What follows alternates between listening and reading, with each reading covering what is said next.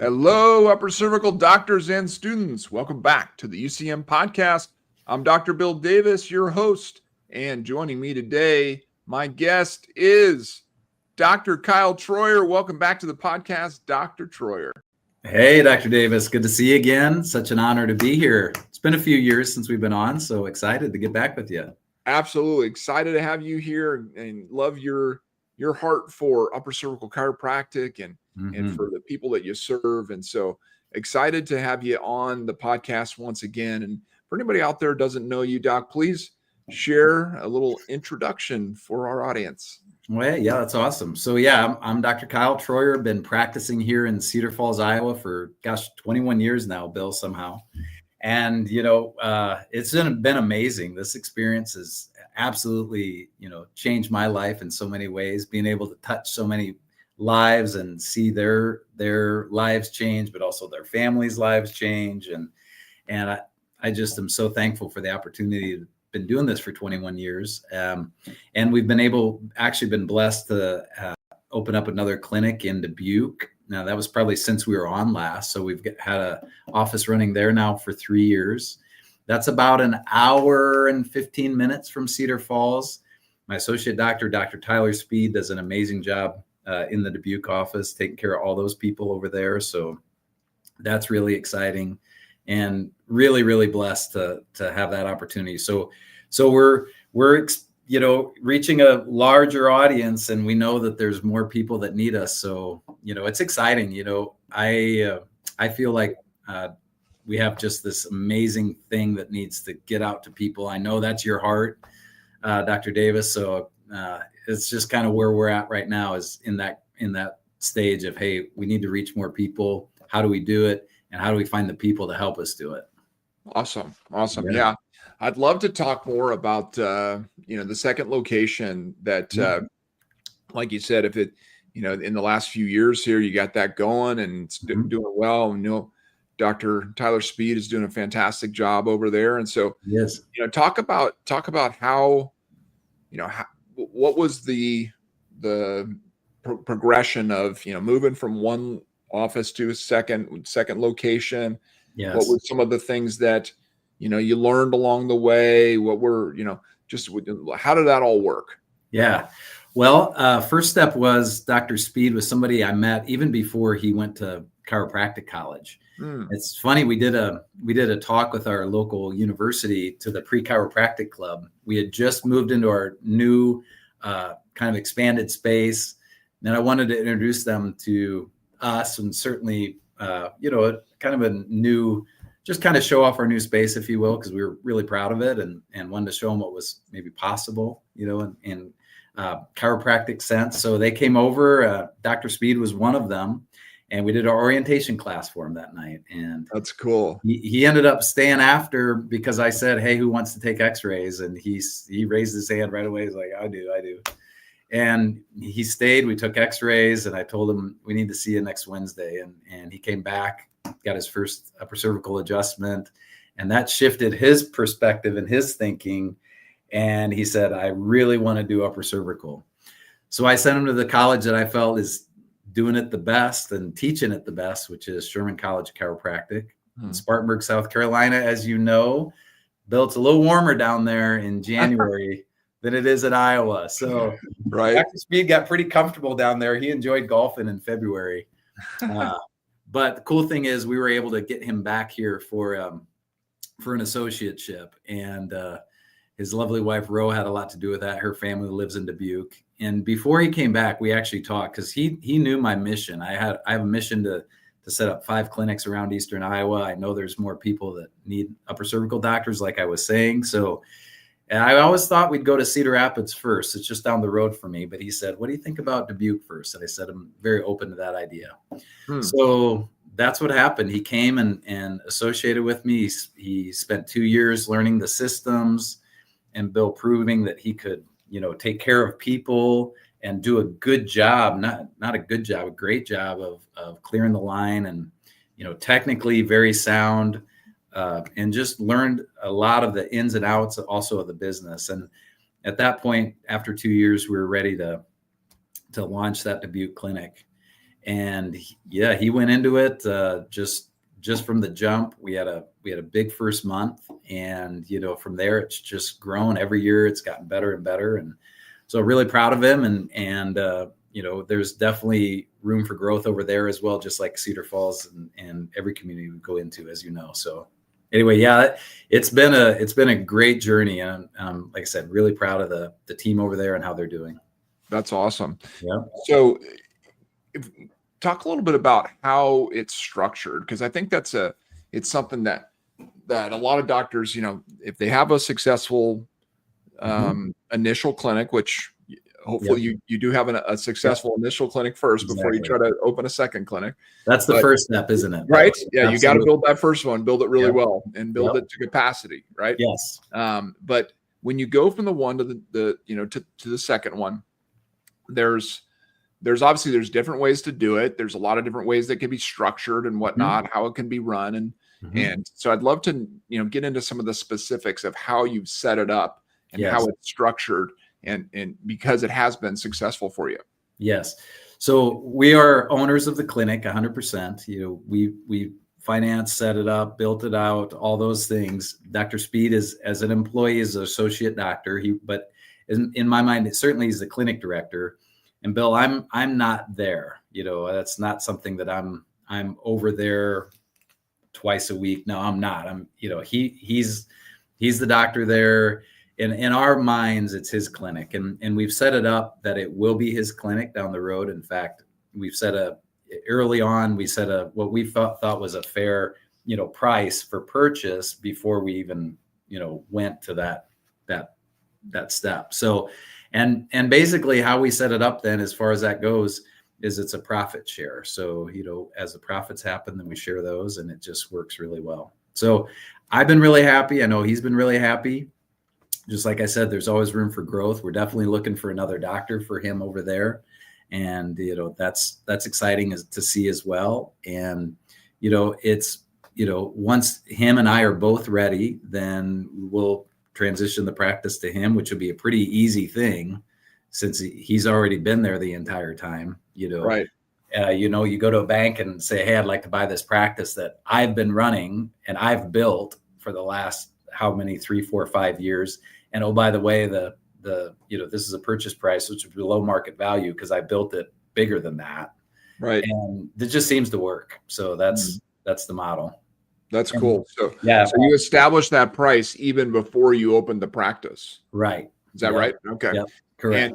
And so obviously he came into your practice first and he learned how you guys do things. He learned your systems. He learned your culture, right? Correct. Yep. And so with him going over there and starting this practice, what is the connection between the two locations as far as, is there combined training? Is there combined meetings? Is there, you know, what is there, how do you guys stay connected to each other? And so that, you know, you're still running essentially the same systems. Yes, correct. And that's been actually a pretty interesting experience. And I would say, I feel like because we both train our CAs with the same CA training group, I would say the CAs are even more connected maybe than the whole team, if you will, because they see each other quite often. They're seeing each other at least once a month on a Zoom call together, talking about things.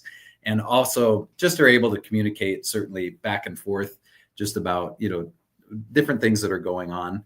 Dr. Speed and I are on the phone once a week. You know, we spend 15, 20 minutes each week together, just checking in. So, and then in December, we're doing a retreat where we're all getting together, and we're actually going to be, I think it's going to be a lot of fun, but we're going to be training together, and each of us is assigned a chapter or one of the 7 habits. We're each going to lead one of those habits. I think that'll be a great team building time, but we're also going to do certainly some goal setting for the next year, and also some organizational stuff. So I would say, Bill, if there would be anything that we could be doing better, it would be even bringing the whole team together more often on a more consistent basis, with the big idea of making sure we're all understanding the mission. You know?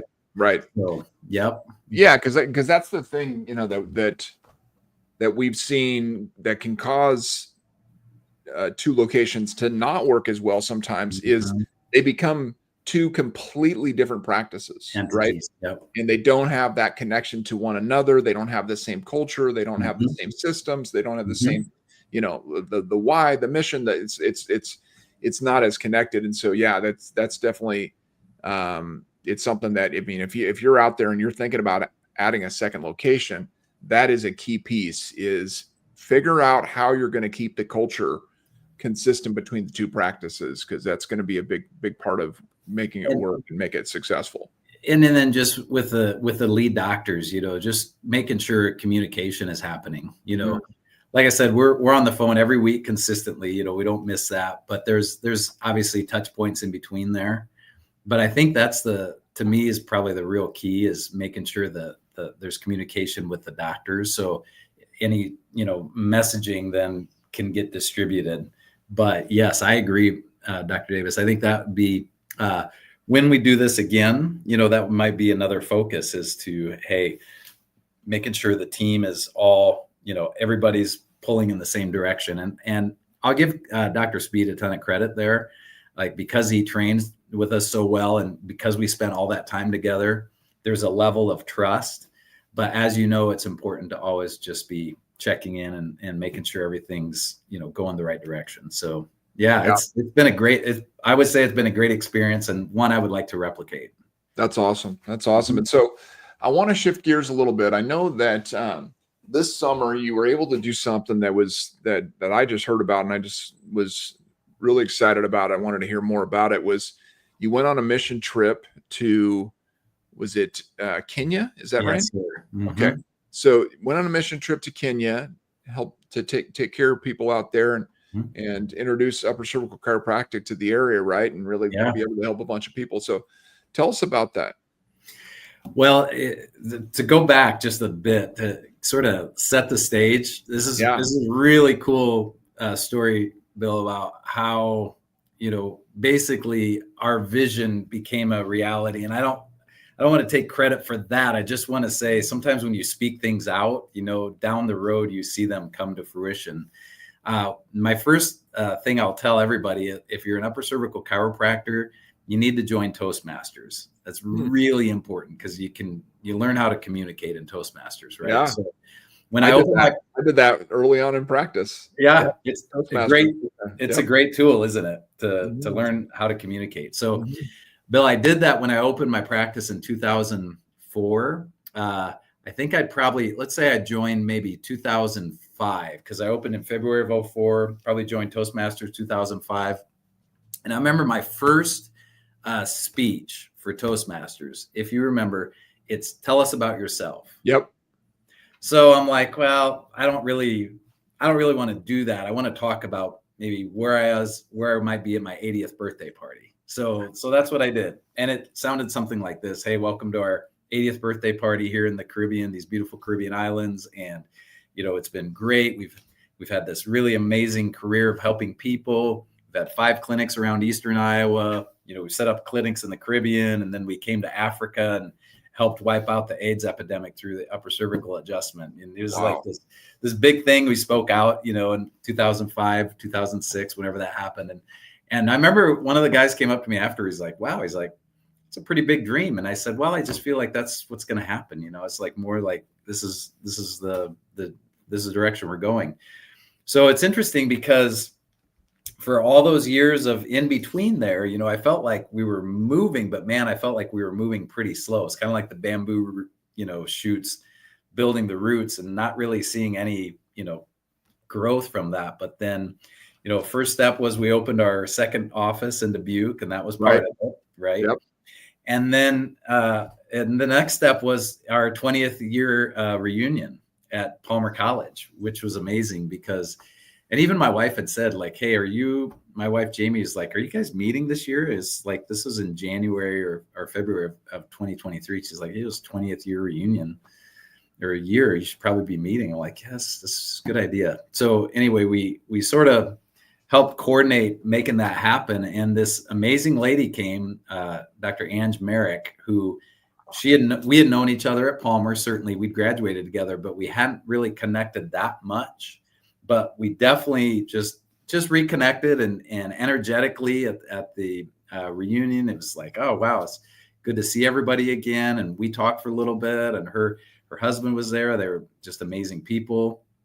Unfortunately, her husband, that was when she was when we were at Palmer together, had passed, but we got to meet her new husband, learned all these neat things about what they were doing. And I didn't catch the part that they had established a school in Kenya, but I found that out later. So with all that, about 3 days later after the event, I got a textbook or Facebook message from Ange. She's like, hey, we should talk about Kenya. And she's like, maybe setting up a mission trip there. And my heart just, of course, went, just pitter pat, because I'm like, this is the door, this is God showing me this door. So we spent 1.5 years connecting and talking. And I found out after her first husband had passed, she'd set up a school in Kenya in his honor, which I thought was so amazing.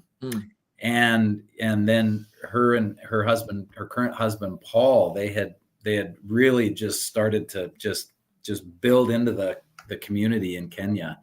And so we said, yeah, let's do it. And anyway, we went, they had people, because they'd had such a presence there, they had people on the ground kind of getting the message out there before we went.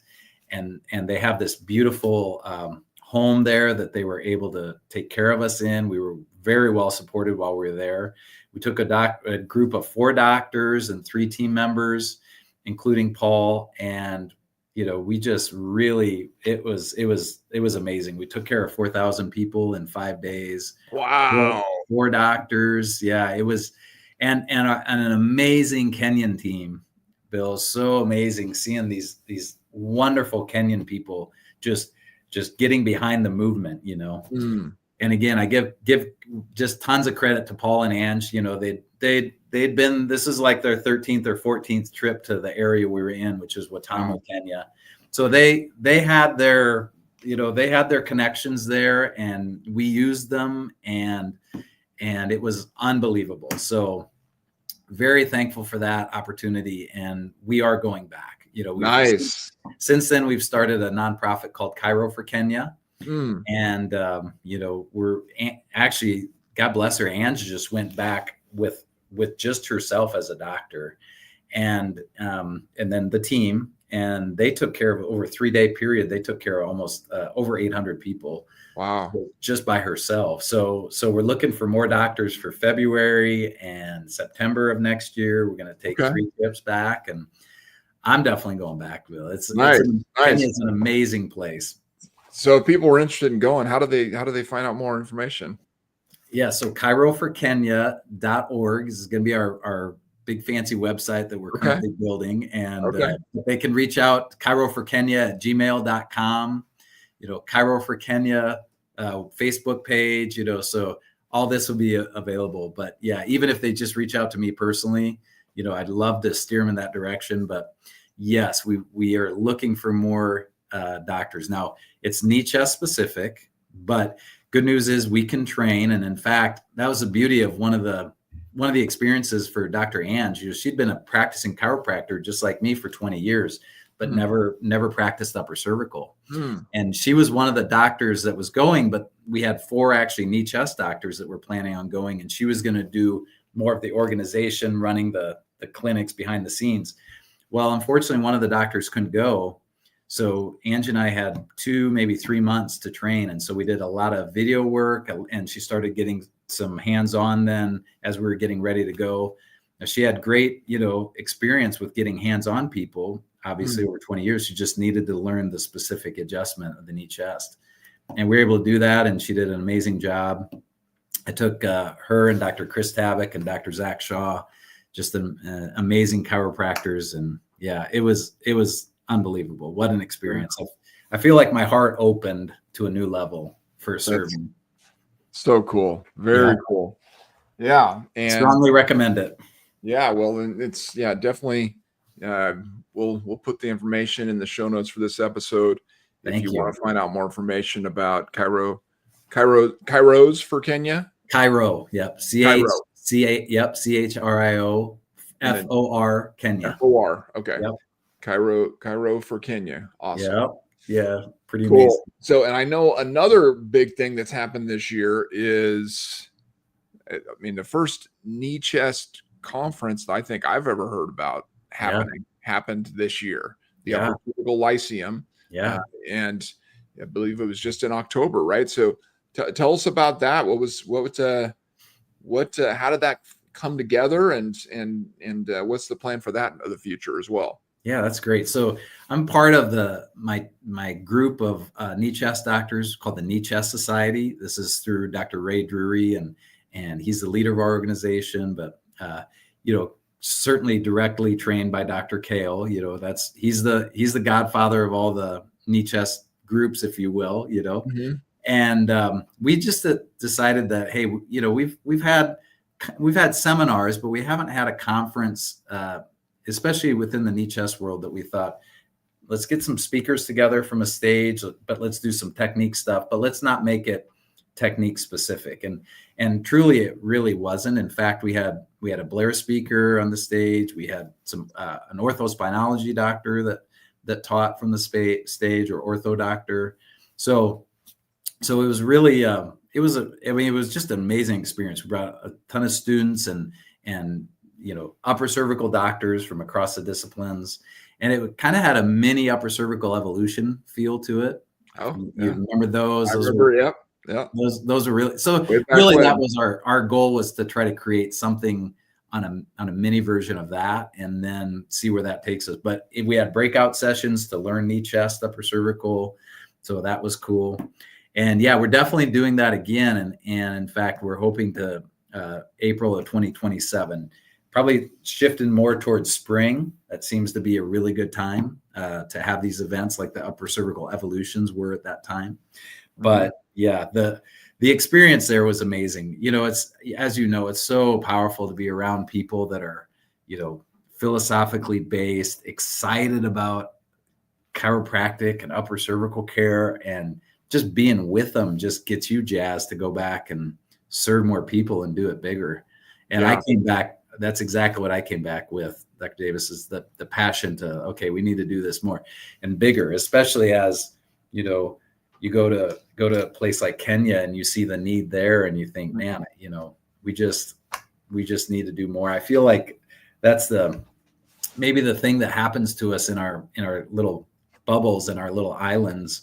We get, I don't want to say consumed, but you get the idea of, like, really myopically focused in our little community, and we forget about the big picture, the world that needs us. It's, our community needs us, and we definitely appreciate that, and we know that's where UCM comes in. But we also think, okay, how do we expand our vision? And going on a trip like that really opened my eyes too for that.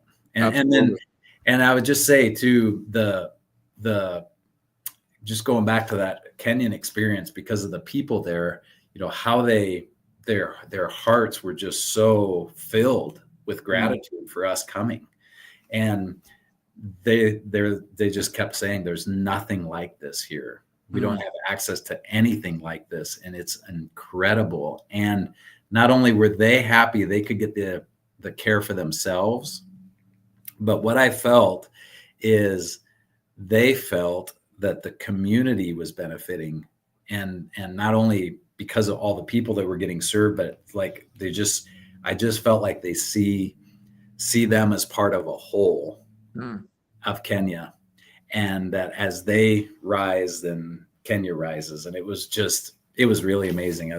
I love this necklace I have. There was a lady that came through, and I don't know, that you probably can it's a little, the continent of Africa.